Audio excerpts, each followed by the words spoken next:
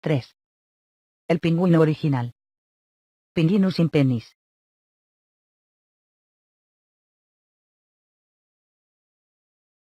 El término catastrofista fue acuñado en 1832 por William Whewell, uno de los primeros presidentes de la Sociedad Geológica de Londres, quien también legó al inglés ánodo, cátodo, ion, y científico. Aunque con el tiempo el término adquiriría connotaciones peyorativas que se le pegarían como la brea, no era esa la intención de Whewell. Cuando propuso el término 40, dejó muy claro que él mismo se consideraba catastrofista, y que la mayoría de los científicos que conocía también lo eran. De hecho, solo conocía una persona que no se ajustaba a la etiqueta, y esa persona era el joven y prometedor geólogo Charles Lyell. Para describirlo, a Whewell se le ocurrió otro neologismo. Lo llamó uniformista. Lyell se había criado, 41, en el sur de Inglaterra, en un mundo que resultaría familiar a los seguidores de Jane Austen. Luego estudió en Oxford, donde se formó en Derecho. Sus problemas con la vista le dificultaban el ejercicio de las leyes, y en su lugar se dedicó a las ciencias naturales. De joven, Lyell realizó varios viajes al continente y entabló amistad con Cuvier, en cuya casa cenaba con cierta frecuencia.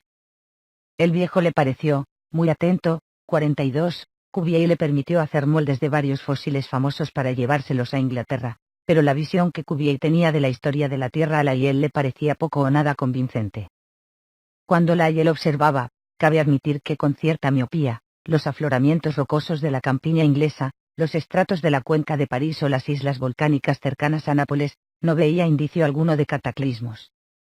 De hecho, veía justo lo contrario, le parecía poco científico, o, como él decía, poco filosófico, imaginar que en cualquier otro tiempo en el mundo se hubieran producido cambios por razones distintas o a ritmos distintos que en los tiempos actuales. Para Lyell, todas las características del paisaje eran el resultado de procesos muy graduales que habían actuado a lo largo de miles de años, procesos como la sedimentación, la erosión y el vulcanismo, todos los cuales podemos observar fácilmente en nuestros tiempos. Para muchas generaciones de estudiantes de geología, la tesis de Lyell se resumiría en que, el presente es la clave del pasado. Por lo que atañe a la extinción, también esta, al parecer de Lyell, se había producido a un ritmo muy lento, tanto que, en un tiempo y lugar determinados, no sería raro que pasara desapercibida. Los indicios fósiles, que parecían sugerir que en varios momentos las especies se habían extinguido en masa, solo indicaban que el registro no era fiable. Incluso la idea de que la historia de la vida tuviera una dirección, primero reptiles, luego mamíferos, le parecía equivocada, otra inferencia errónea extraída de unos datos inadecuados. En todas las eras habían existido todo tipo de organismos, y aquellos que en apariencia se habían ido para siempre podían, si se daban las condiciones adecuadas, aparecer de nuevo. Por consiguiente, el gigantesco iguanodonte, 43, podría reaparecer en los bosques, y el ictiosauro en los mares, en tanto que el pterodáctilo podría volar de nuevo bajo el umbrío dosel de los helechos arborescentes. Está claro, escribió Lyell, que no hay en los datos de la geología fundamento alguno para la teoría, 44, popular del desarrollo sucesivo del mundo animal y vegetal. Lyell publicó sus ideas en 3 gruesos volúmenes, Principios de Geología, un intento de explicar los cambios pasados de la superficie de la Tierra por referencia a causas que operan en el presente. La obra estaba dirigida a un público general, que lo acogió con entusiasmo.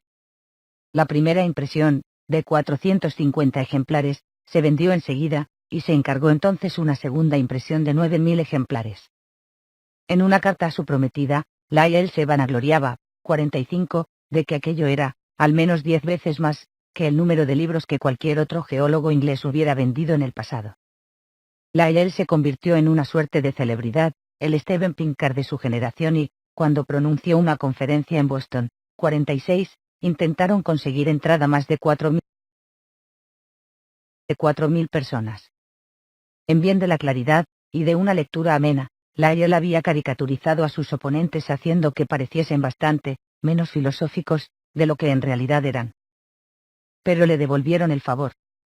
Un geólogo británico llamado Henry de la Becche, que tenía cierto talento para el dibujo, se burló de las ideas de Lyell sobre el eterno retorno. Dibujó una viñeta, 47, en la que Lyell aparecía con la forma de un ictiosauro miope que señalaba un cráneo humano mientras daba su lección a un grupo de reptiles gigantes. Percibirán ustedes de inmediato, les decía el profesor ictiosauro a sus pupilos en el pie de la viñeta, que el cráneo que tenemos aquí perteneció a alguno de los órdenes inferiores de los animales, sus dientes son insignificantes, la potencia de sus mandíbulas ínfima y, en fin, parece increíble que esta criatura pudiera siquiera procurarse alimento. De la Becche tituló su viñeta, Cambios terribles.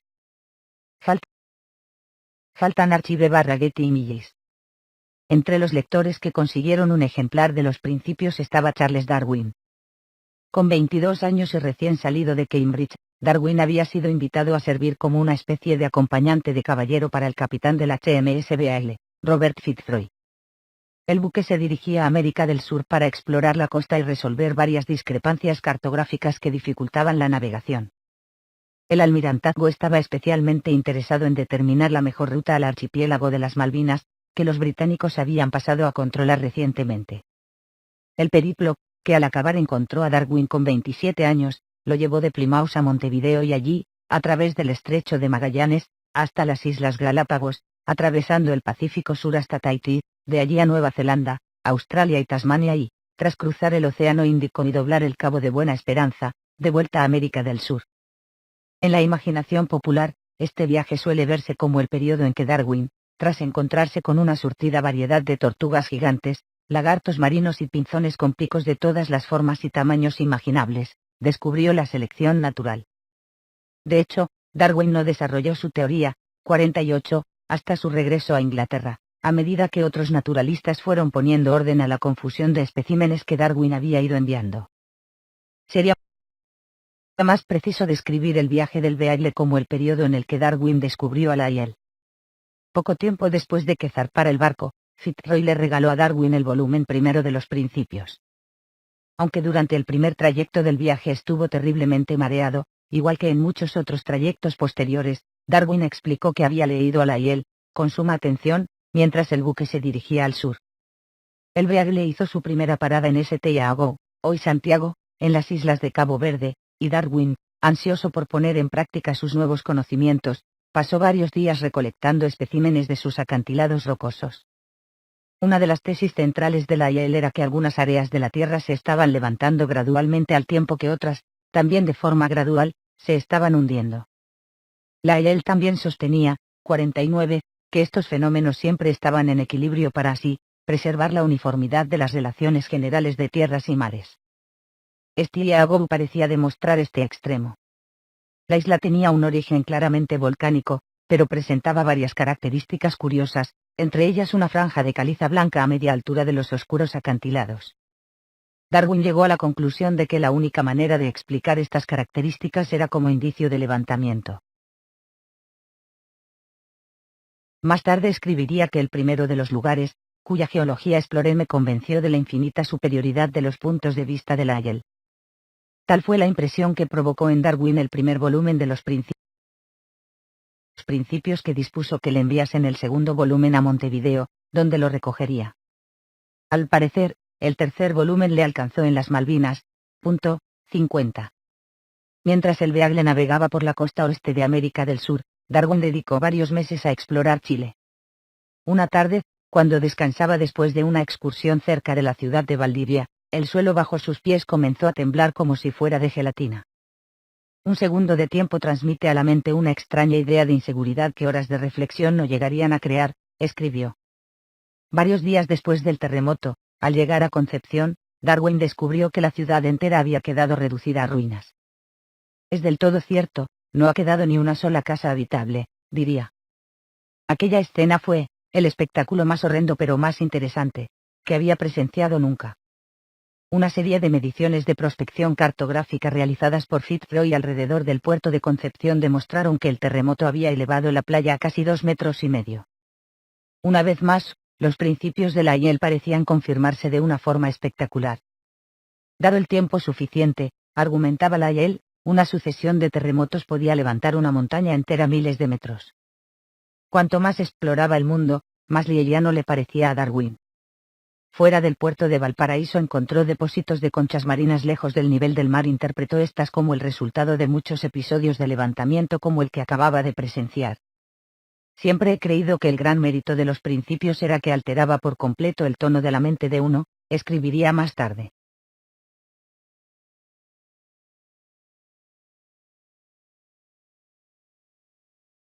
Durante su estancia en Chile, Darwin también descubrió una especie nueva y bastante notable de rana, que más tarde recibiría el nombre de rana de Darwin. Los machos de esta especie incubaban sus renacuajos en los sacos vocales. Las búsquedas recientes, 51, no han conseguido dar con ninguna de estas ranas, y hoy se cree que la especie se ha extinguido. Hacia el final del viaje del Beagle, Darwin se encontró con arrecifes de coral, y estos le proporcionaron su primera gran idea original, tan sorprendente que facilitaría su entrada en los círculos científicos londinenses. Darwin intuyó que la clave para entender los arrecifes de coral era la interacción entre la biología y la geología. Si se formaba un arrecife alrededor de una isla o a lo largo de una costa continental que se estuvieran hundiendo paulatinamente, los corales, con su lento crecimiento hacia arriba, podrían mantener su posición con relación al nivel del agua. De manera gradual, a medida que la Tierra se fuese hundiendo, los corales formarían un arrecife de barrera. Si, con el tiempo, la Tierra se hundía completamente, el arrecife formaría un atolón.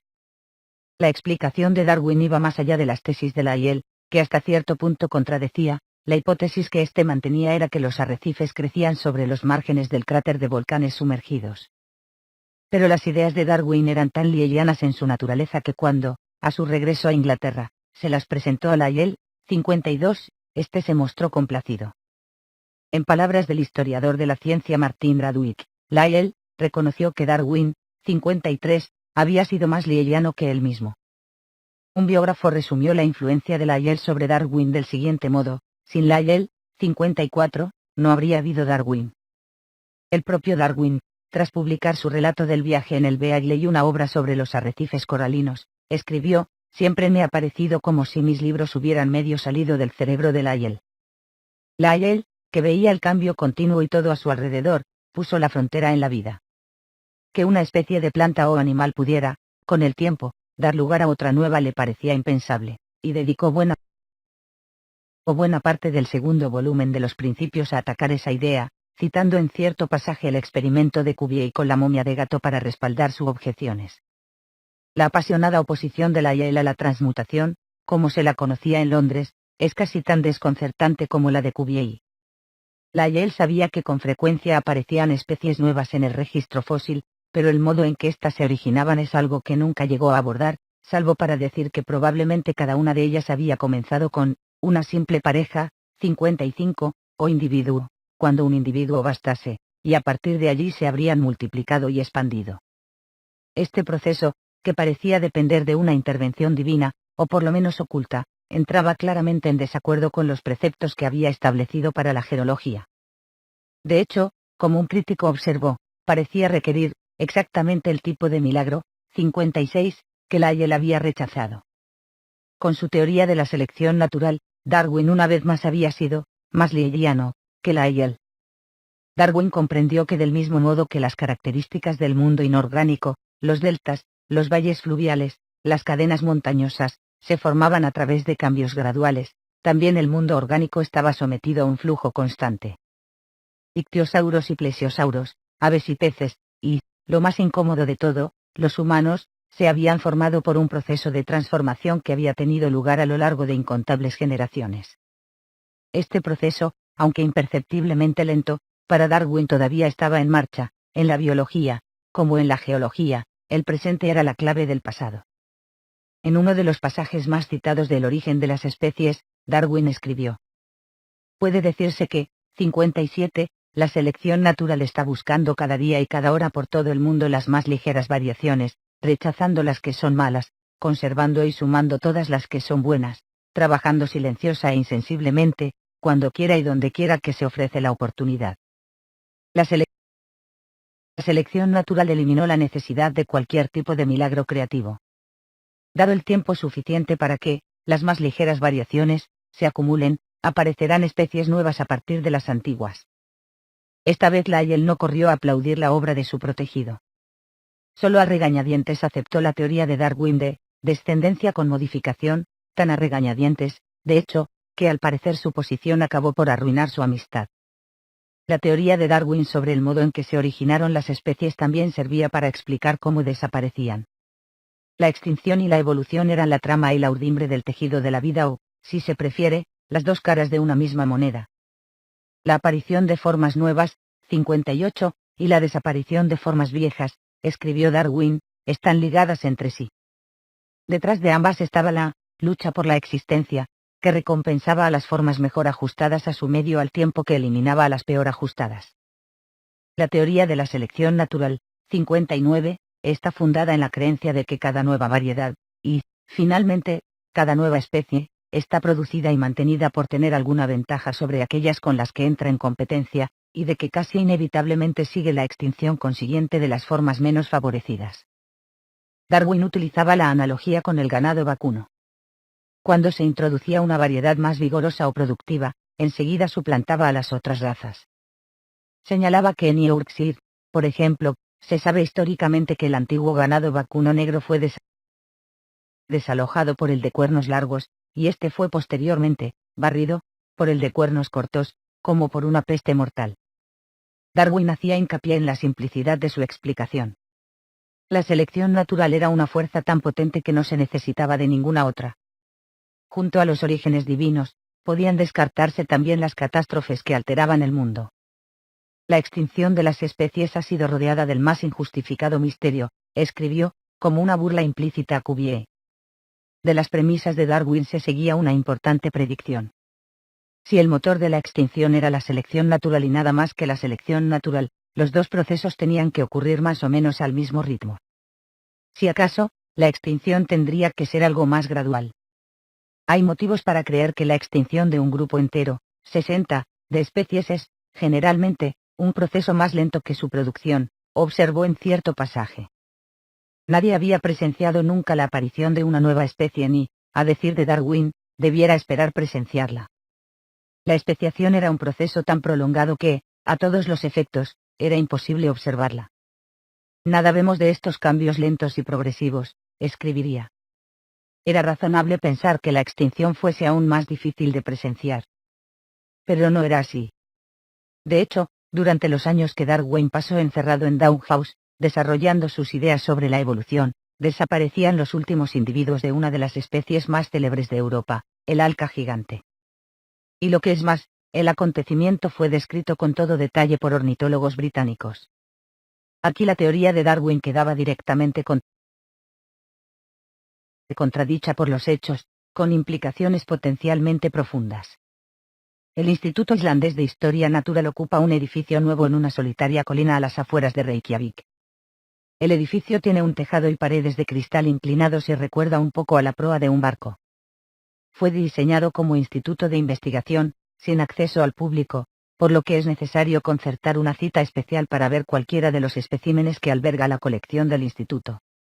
Estos especímenes, como aprendí en el día de mi propia cita, incluyen un tigre disecado, un canguro disecado y un gabinete lleno de aves del paraíso disecadas.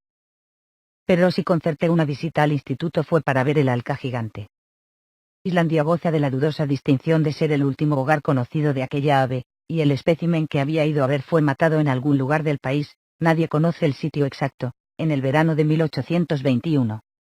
El cuerpo del ave fue comprado por un conde danés, Frederick Christian Ravan, que había llegado a Islandia con la expresa intención de adquirir un alca para su colección, y casi se ahoga en el intento. Ravan se llevó el espécimen de vuelta a su castillo, y estuvo en manos privadas hasta 1971, cuando se ofreció en subasta en Londres. El Instituto de Historia Natural solicitó donaciones, y en 3 días los islandeses habían aportado el equivalente a 10.000 libras británicas para recuperar el alca. Una mujer con la que conversé, que para entonces tenía 10 años, recordaba haber vaciado su hucha para contribuir. A Islander ofreció 61, 2 asientos libres para el viaje, uno para el director del instituto y el otro para la caja que contenía el ave. Gudmundsson, que actualmente ocupa la posición de subdirector del instituto, fue el encargado de mostrarme el ave. Gudmundsson es un experto en foraminíferos, unos minúsculos organismos marinos que forman unas conchas de formas muy elaboradas que reciben el nombre de testas. De camino a ver el ave paramos en su oficina, que estaba repleta de cajas llenas de pequeños tubos de vidrio, cada uno de los cuales contenía una muestra de testas que tintineaban como una lluvia cuando los sacudía. Gudmundsson me explicó que en su tiempo libre se dedicaba a la traducción. Unos pocos años antes había acabado la primera versión islandesa de El origen de las especies. La prosa de Darwin le había parecido bastante difícil, con frases dentro de frases dentro de frases, y el libro, Upprunitegundanna, no se había vendido bien, quizá porque muchos islandeses leen el inglés con soltura. Nos dirigimos al almacén donde se guardaba la colección del instituto. El tigre disecado, envuelto en plástico, parecía estar a punto de saltar sobre el canguro disecado. El alca gigante, Pingvinus impennis, se hallaba apartada en su propia caja de plexiglas. Se erguía sobre una falsa roca, al lado de un falso huevo. Como el nombre sugiere, el alca gigante era un ave de grandes dimensiones, los adultos crecían hasta más de 0,75 metros de altura. Las alcas no podía volar, eran una de las pocas aves no voladoras del hemisferio norte, y sus cortas y gruesas alas tenían un tamaño casi ridículo en comparación con el cuerpo. La de la caja tenía plumas marrones en el dorso, probablemente fuesen negras cuando el ave vivía, pero se habían descolorido desde entonces. La luz ultravioleta, me explicó Gudmundsson con tristeza, destruye el plumaje. Las plumas del pecho del alca eran blancas, y había también una mancha blanca debajo de cada uno de los ojos.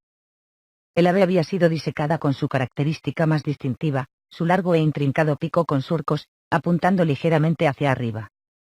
Eso le daba un aire de apenada altivez. Gudmundsson me explicó que el alca gigante se había exhibido en Reykjavik hasta 2008, cuando el instituto fue reestructurado por el gobierno islandés. En aquel momento, se suponía que otra agencia se haría cargo de crear un nuevo hogar para el ave, pero una serie de dificultades, entre ellas la crisis financiera de Islandia, habían impedido que ocurriese así, y por eso ahora el alca del conde Davan descansaba sobre su falsa roca en aquel rincón del almacén. Sobre la roca había pintada una inscripción que Gudmundsson me tradujo: el ave que aquí se exhibe fue matada en 1821. Es una de las pocas alcas gigantes que todavía existen. Durante su época gloriosa, o lo que es lo mismo, antes de que los humanos descubriesen cómo llegar a sus áreas de nidificación, el alca gigante se extendía de Noruega a Terranova y de Italia a Florida, y su población probablemente se contase por millones. Cuando llegaron a Islandia los primeros pobladores procedentes de Escandinavia, las alcas gigantes eran tan comunes que era habitual comerlas, y se han encontrado restos de las aves en el equivalente del siglo X de la basura doméstica. Durante mi estancia en Reykjavik visité un museo construido sobre las ruinas de lo que se considera una de las estructuras más antiguas de Islandia, una casa comunal construida con tiras de turba. Según una de las muestras del museo, el alca gigante era una presa fácil para los habitantes de la Islandia medieval. Además de un par de huesos de alca, la muestra incluía una recreación en vídeo de uno de aquellos primeros encuentros entre el hombre y el ave. En el vídeo, una figura oscura trepaba por una costa rocosa acercándose a un alca también oscura. Cuando se aproximaba lo suficiente, la figura extraía un palo y golpeaba al animal en la cabeza. El alca respondía con un grito a medio camino entre un graznido y un gruñido. El vídeo me pareció tan fascinante como deprimente y lo vi entero media docena de veces. Trepar, golpear, gritar.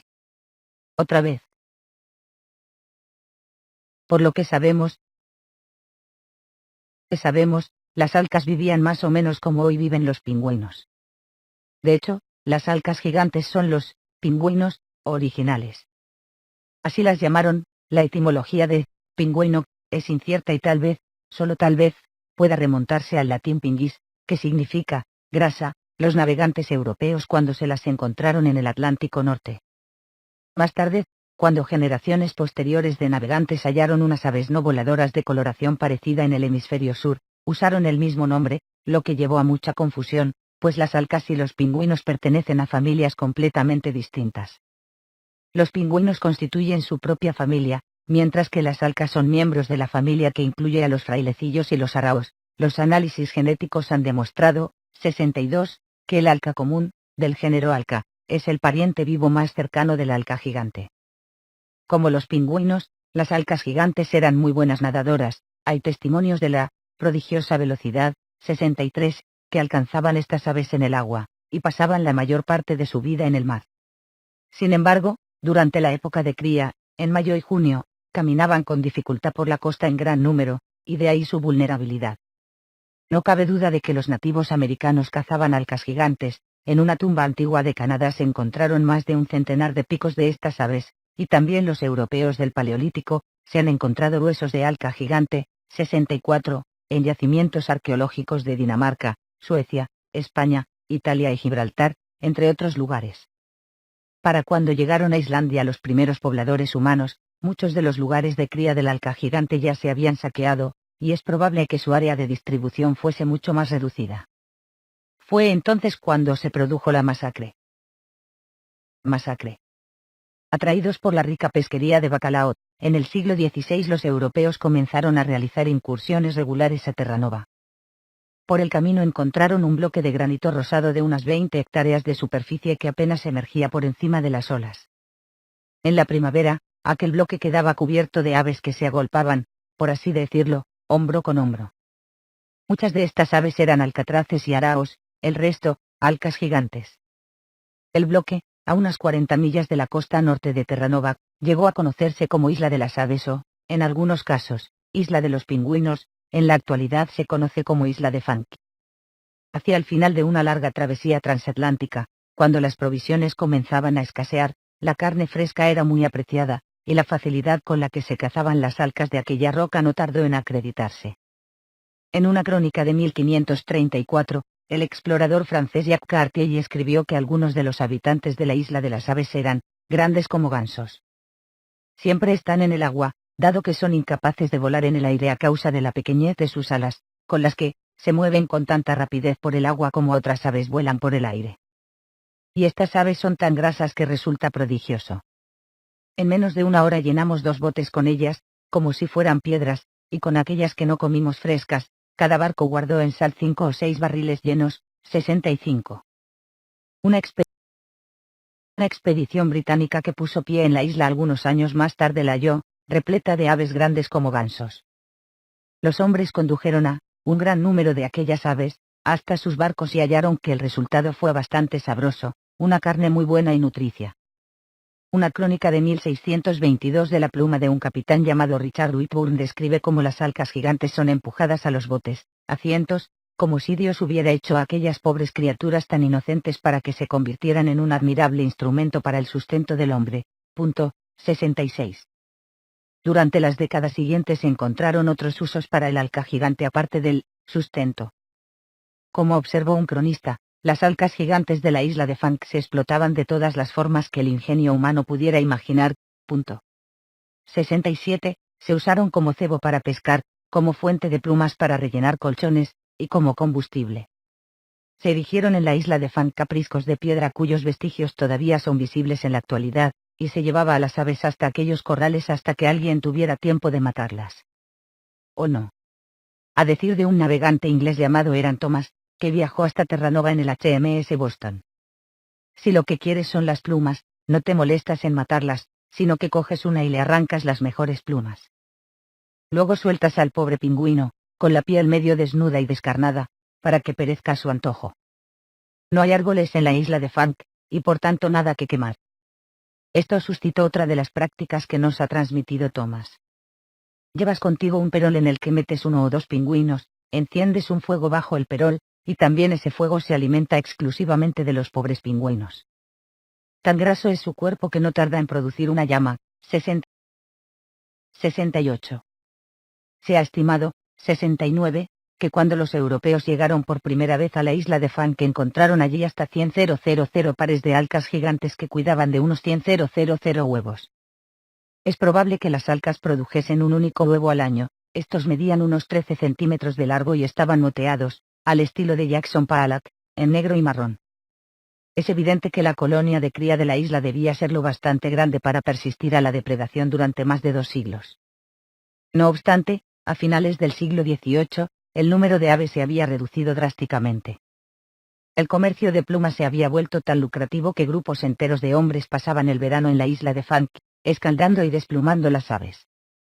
En 1785, George Cartwright, un comerciante y explorador inglés, observó acerca de estos grupos: la destrucción que han producido es difícil de creer. Y predecía que si no se ponía freno a aquella empresa, el Alca gigante pronto quedaría reducida a casi nada. Nada. 70.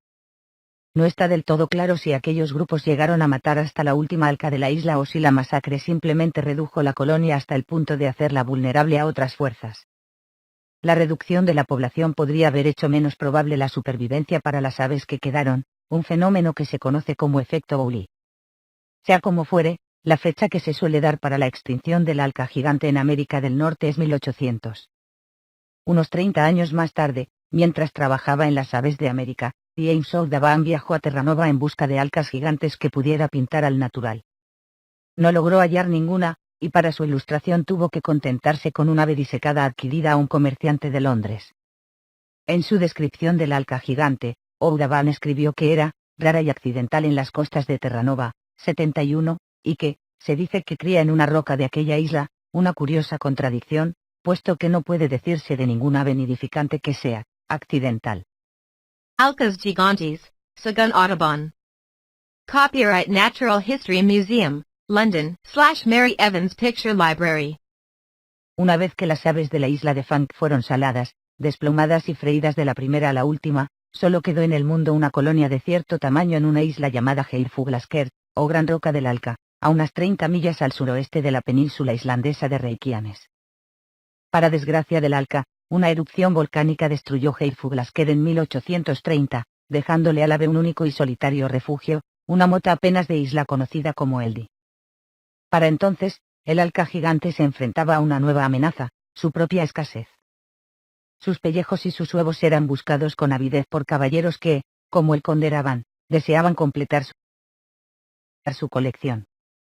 En beneficio de tales entusiastas, en 1844 cayó en Eldi la última pareja conocida de alca. Antes de partir hacia Islandia, había decidido que quería ver el último reducto del alca. Eldi se halla a solo 10 millas de la península de Reykjanes, que está al sur de Reykjavik. Pero organizar el viaje hasta la isla resultó ser mucho más complicado de lo que nunca hubiera imaginado.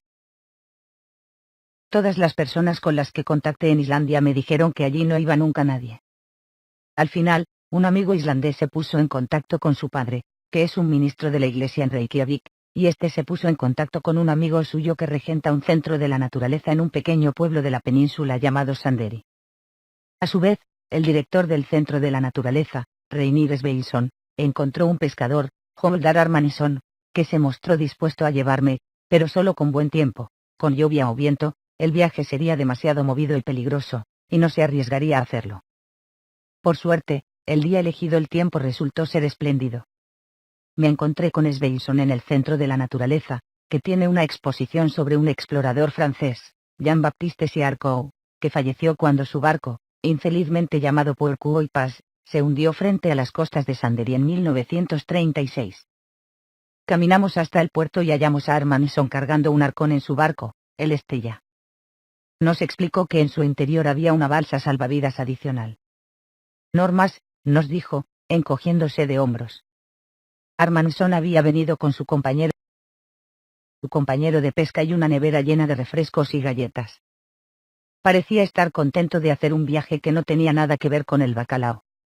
Maniobramos hasta salir del puerto y navegamos hacia el sur, alrededor de la península de Reykjanes. El día era tan claro que podíamos ver el pico nevado de Snæfellsjökull, a más de 60 millas de distancia.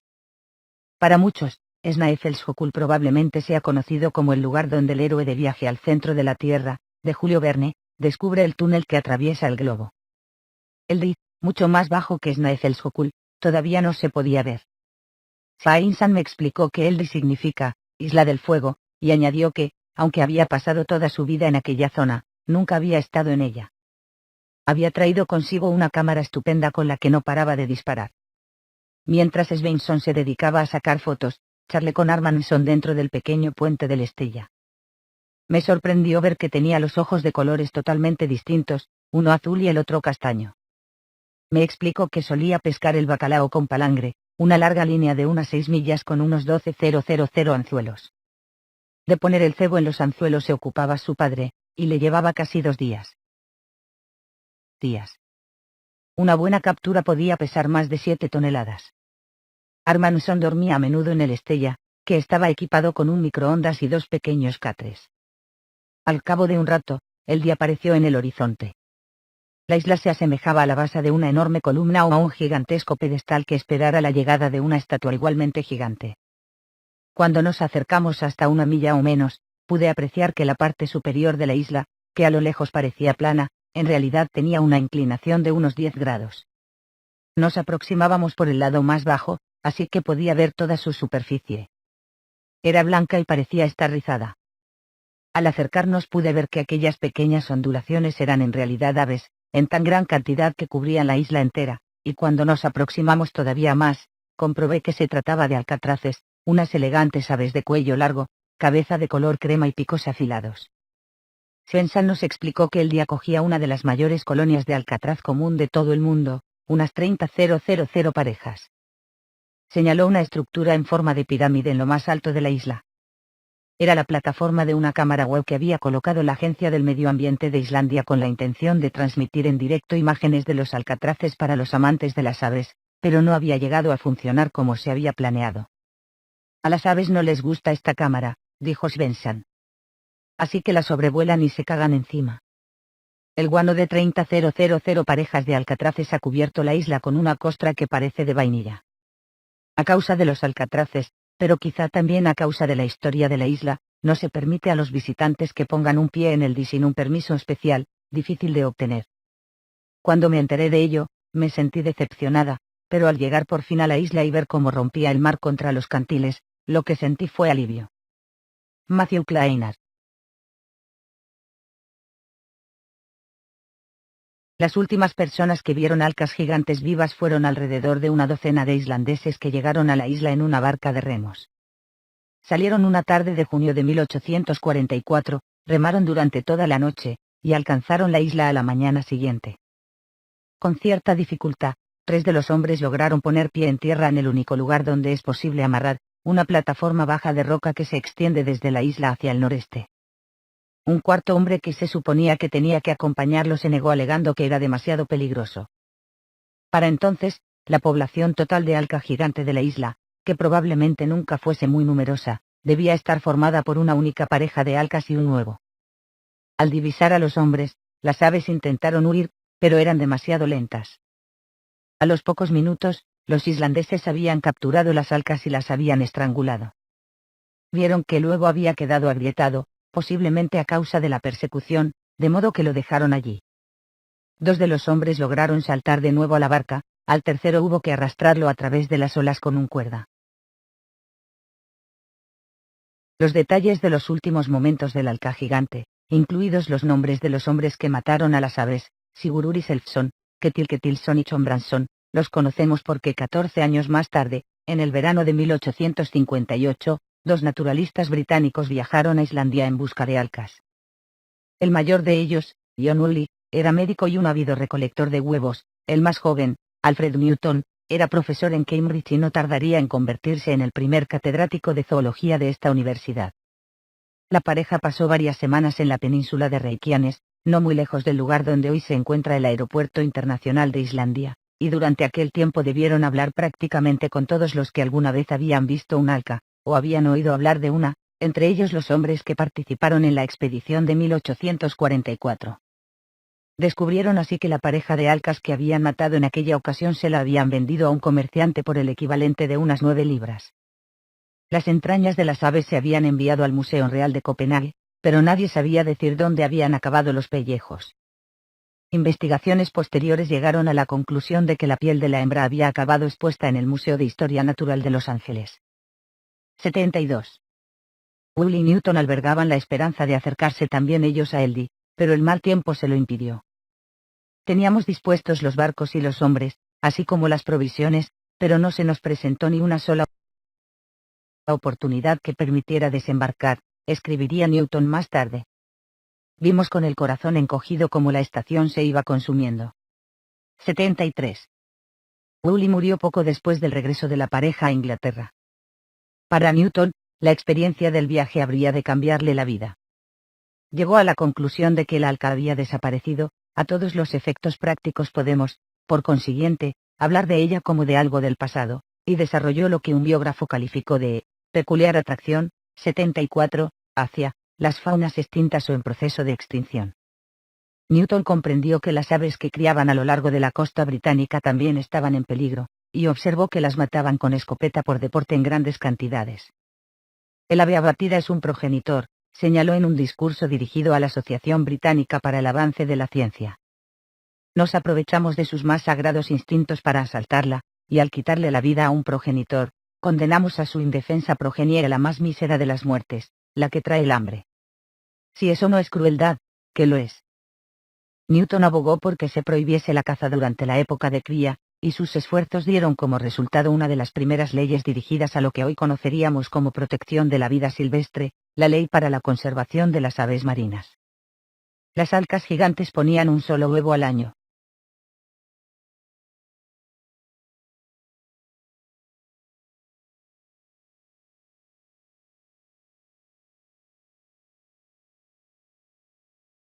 Natural History Museum/Science Source. Curiosamente, el primer artículo de Darwin sobre la selección natural se publicó justo cuando Newton regresaba de Islandia. El artículo, en el Journal of the Proceedings of the Linnean Society, se había publicado, con la ayuda de Lyell, a toda prisa poco tiempo después de que Darwin se enterase de que un joven naturalista llamado Alfred Russel Wallace había desarrollado ideas parecidas. En el mismo número del Journal apareció un artículo de Wallace.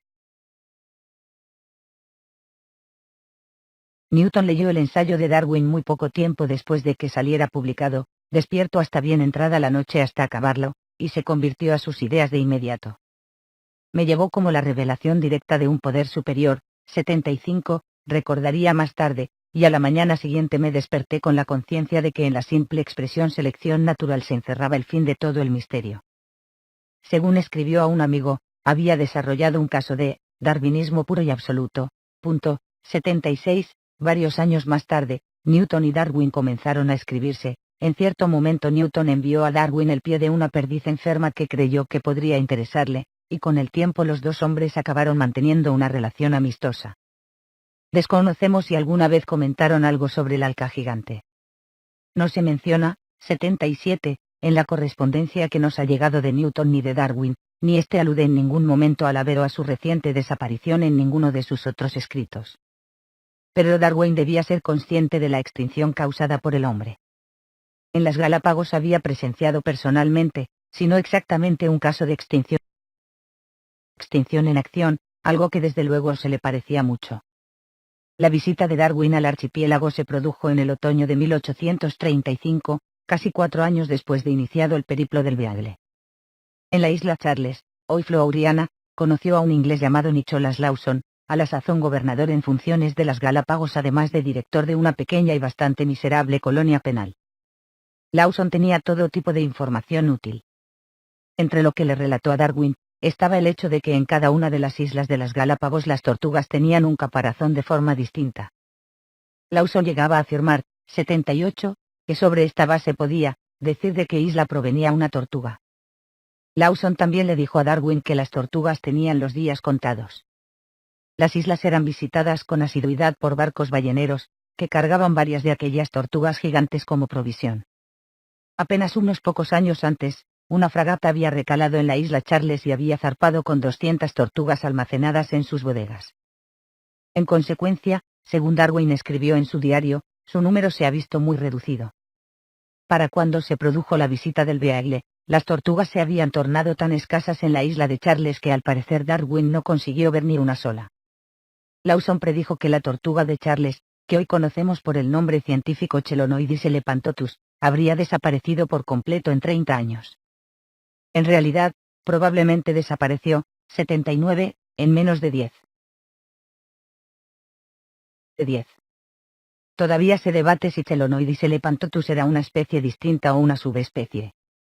La familiaridad de Darwin con la extinción causada por los humanos también resulta evidente en el origen de las especies. En uno de los muchos pasajes en los que hace escarnio de los catastrofistas, hace notar que los animales inevitablemente se tornan raros antes de extinguirse. Sabemos que este ha sido el curso de los acontecimientos en aquellos animales que han sido exterminados, local o totalmente, por la acción del hombre. Se trata de una alusión breve y, por su brevedad, sugerente. Darwin da por sentado que sus lectores saben de esos acontecimientos, y ya están acostumbrados a ellos. Él mismo no parece hallar en ello nada inquietante o digno de mención.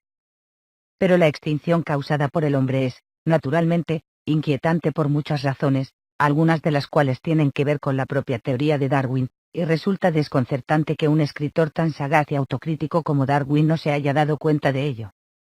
En el origen, Darwin no establece ninguna distinción entre el hombre y los otros organismos. Como él y muchos de sus coetáneos reconocieron, esta equivalencia es el aspecto más radical de su obra. Los humanos, como cualquier otra especie, son descendientes con modificaciones de antepasados más antiguos. Incluso aquellas cualidades que parecían situar aparte a los humanos, el lenguaje, el raciocinio, el sentido del bien y del mal, habían evolucionado del mismo modo que otros rasgos adaptativos, como un pico más largo o unos incisivos más afilados. En el núcleo de la teoría de Darwin, en palabras de uno de sus biógrafos, está la negación de un lugar especial para la humanidad. 80. Y lo que es cierto para la evolución debe serlo también para la extinción, pues de acuerdo con Darwin, la segunda no es más que un efecto secundario de la primera. Las especies fueron aniquiladas, igual que fueron creadas, por causas que obran lentamente y que existen todavía, es decir, por medio de la competencia y la selección natural. Invocar cualquier otro mecanismo era poco menos que desconcertante. Pero, entonces, ¿qué sentido hay que darle a casos como el del alca gigante o de la tortuga de la isla Charles o, por seguir con la lista, el dodo o la vaca marina de Estelar? Evidentemente, estos animales no fueron exterminados por una especie rival al tiempo que, de manera gradual, desarrollaba alguna ventaja competitiva. Todas fueron exterminadas por la misma especie, y todas de forma bastante rápida, en el caso del alca gigante y de la tortuga de la isla Charles, en el curso de la vida del propio Darwin. O bien había que crear una categoría aparte para la extinción causada por el hombre, en cuyo caso los humanos realmente merecían un estatus especial, como organismo ajeno a la naturaleza, o había que abrir un espacio en el orden natural para el cataclismo, en cuyo caso, dolorosamente, Cuvier tenía razón.